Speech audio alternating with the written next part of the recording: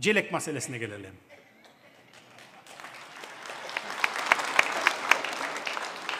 Эми мен силерди 2 күн унчукпай угуп отурдум. Эми бир 5 мүнөт мен сөзүмдүн аягына чейин чыккыча угуп отургула. Кол чаппай эле койгула, кыйкырбай эле, ышкырбай эле койгула, угуп койгула, анан кийин аягында жыйынтыгында чечим кабыл алалы. Ушу желек кабыл алынганда мен ушу жаш бала элем, жаңы үйлөнгөн айылда болчумун. Анан кийин желек кабыл алынып калды. Биздин үйгө баягы коноктор келип калды, атамдын достору. Бардыгы тарыхчылар, санжырачылар көбү.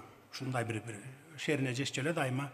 Анан кийин келип отуруп калдык. Анан эле желек кабыл алынып, сүйүнүп, баарыбыз кыйкырып, ой, желек кабыл алыныптыр, желек кабыл алыныптыр деп.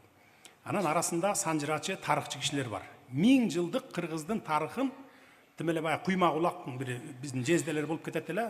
Ушу санжырачы көлдүктөр баары билет, Асангазы деген санжырачы болгон. Отуруп анан кийин айтты: "Атаңдын озурайын ай, желегибиздиги күн карамага окшошуп калыптыр" деди. Шуну оңдоп койсо болмок экен деди.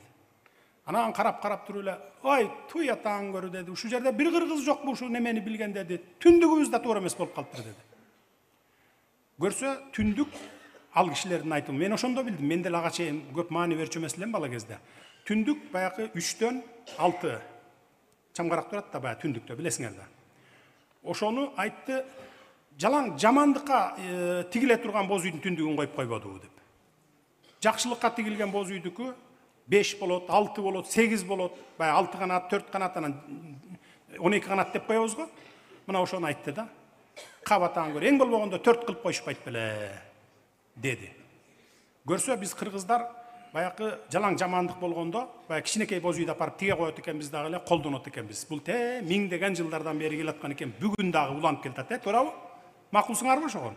Мына бүгүн да уланып келатат. Биз сөөктү сразу эле ошо кичинекей боз үйдү тиге коюп эле коебуз, жууйбуз, анан алып барып коюп келебиз. Ошол 3-төн 6 неме болот экен. Мына. А чоң боз үйлөр баягы байлар, бийлер, хандар жашаган, анан баягы кыргыз өзү баягы салтты карайбыз да, жакшынакай кылып алып жашайбыз боз үйлөрдү ушундай.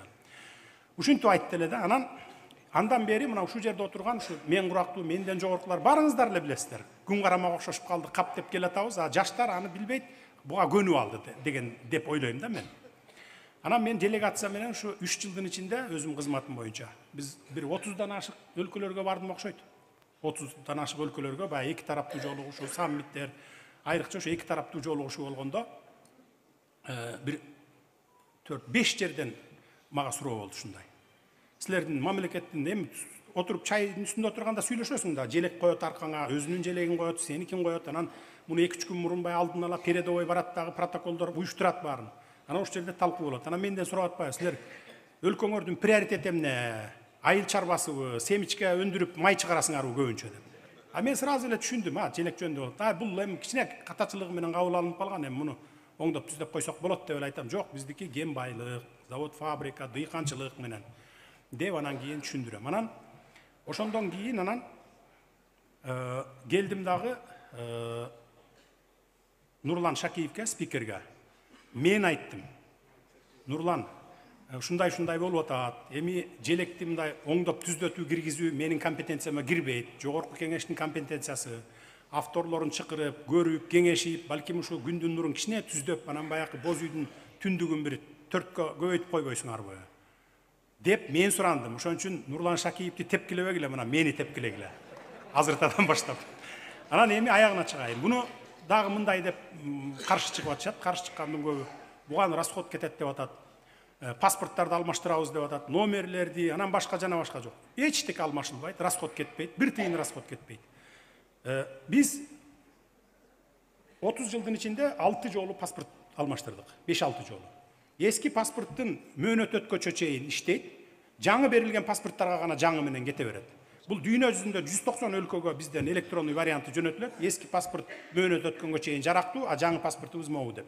Бүттү, эч кандай чет өлкөгө чыгасыңбы, мамлекеттин ичинде жүрөсүңбү, паспорт алмашылбайт. Кааласаң алмаштырасың, каалабасаң мөөнөт өткөнчө чейин кармап жүрө бересиң. Машинанын номерлери деле ошондой. Жаңы менен берилип аткан, жаңы берилип аткандар жаңы кете берет, эскилер ма десең 15-20 жыл жүрө бергин. Анан желектерди дагы массалык түрдө алмаштырыштын эч кандай кажети жок. Жаңы баягы чет өлкөдөгү гана өкүлчүлүктөрүбүзгө, анан область, министрликтерге өзгөртүп койсок болот. Ага деле көп расход кетпейт. Мен баягы Нурланбек мырза айтып калбадыбы, спонсорлор бар, өзлөрү эле эметип койду. Аны мен айттым эле, май ошончолук эле бир 50-60 желекти мен эле зарплатаман деле алмаштырып берип коеюнчу депчи. Ошентип мен эле спонсорлук кылып берип коеюнчу, ошо мамлекеттин бир тыйынын кетирбей эле коелу деп. Анан эми сөзүмдүн акырында ушул жерден сурай турган нерсе, баягы кошуна өлкөнүн Казакстан президенти Назарбаев bir почти 30 жыл отурбадыбы башкарды. Анан бир Астана салынарды, Астанага көчүрөрдө, Алматыны, Борбор шаарын Астанага көчүрөрдө парламентине келип суранды. Албетте депутаттар деле каршы чыкты да. Ой, тетиги Акмолого көчүрүш деген эмне деген сөз. Ал жер кең дала болуп жатат, шаар сала албайсың, ал жерге суук деп. Чындап эле Астанада илгери Акмол эмес беле. Кутурган итти байлап койсоң турбайт. Билесиңер, суугун, укмуш суук болот. Анан ошондо Назарбаев трибунада туруп айтты да. Урматтуу эл журтум деди. Мен деле бир нерсени ойлонуп атсам керек эми. Бүгүн туулган күнүм экен, ошого бир белек катары макул болуп койгулачы деп суранды да. Казак парламенти ошондо макул болду бардыгы. 90-95% макул болуп колдоп берди. Азыр мына Астананы карагыла. Дүйнөнүн эң алдыңкы шаарларынын бири болуп катарына кирип отурат. Эми мен Борборду көчүрөм, бир шаар салам башка жакка деп суранган жокмун. Эми ушу желекти оңдогонго мени бир колдоп берип эле койгулачы эми. Мен силердин суранычыңардын баарын колдоп атам. Суранбаган нерсеңерди колдоп берип атам. Эми мен бир суранычым ушу желекти оңдоп түздөп эле киргизип коелу. Эч кандай өзгөрбөйт желек. Оңдотуу, түздөтүү гана кирилет да.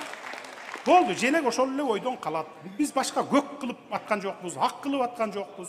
Боргону кичине оңдоо түзөө эле киргизип коёбуз. Колдойсуздарбы? Рахмат. Чоң рахмат.